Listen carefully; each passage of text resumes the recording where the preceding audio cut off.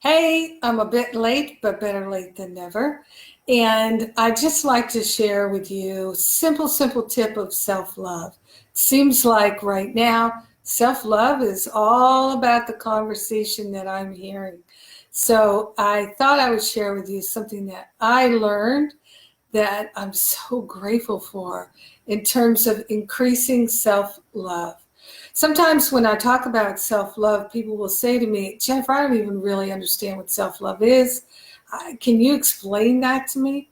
So self-love is really self-care, self-nurturing, self-esteem. It's really when we are living a life that works for us. And all of us can improve upon that, myself included. But one of the most foundational things in terms of self-love is not fanning the flames of my upset. So learning to really be in a place of peace and stay in a place of peace.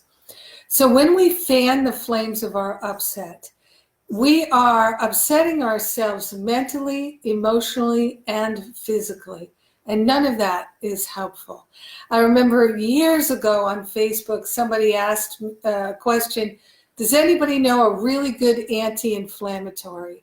And without thinking twice, I just wrote forgiveness, particularly self-forgiveness. So when we are allowing ourselves to be annoyed, frustrated, upset, hurt, angry, and we're fanning the flames of it, right? We're building the case for it. We're gathering evidence around it. Then what happens is it's really like self-terrorism, self-attack to fan the flames of our upset. Just like it would be so unkind to fan the flames of somebody else's upset. It's the same with ourselves. And yet many people do it. It's a habit. It's, oh no, I forgot that thing. Oh no, what an idiot I am. So many times I've heard spiritual teachers and students say things like, oh, I'm such an idiot. Oh my God, I'm so stupid. So all of that, we can really learn just not to go there, to take a breath, to take that pause. We start to feel upset, interrupt that pattern.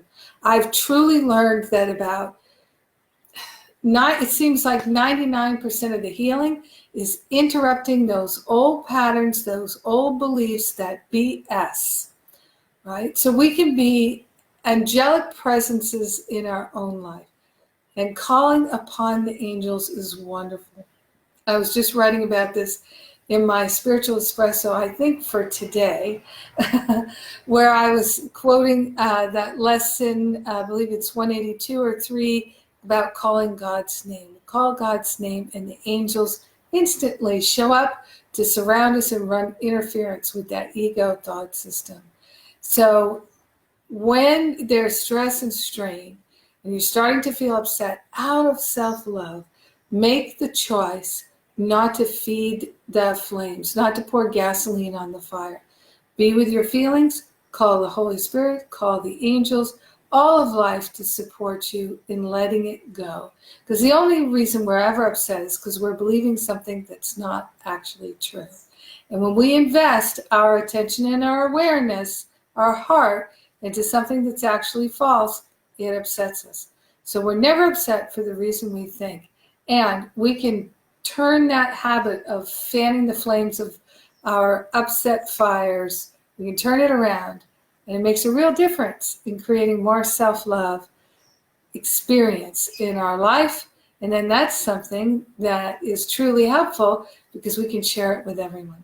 So I'm sharing it with you today. Pass it on. I love you. Mwah.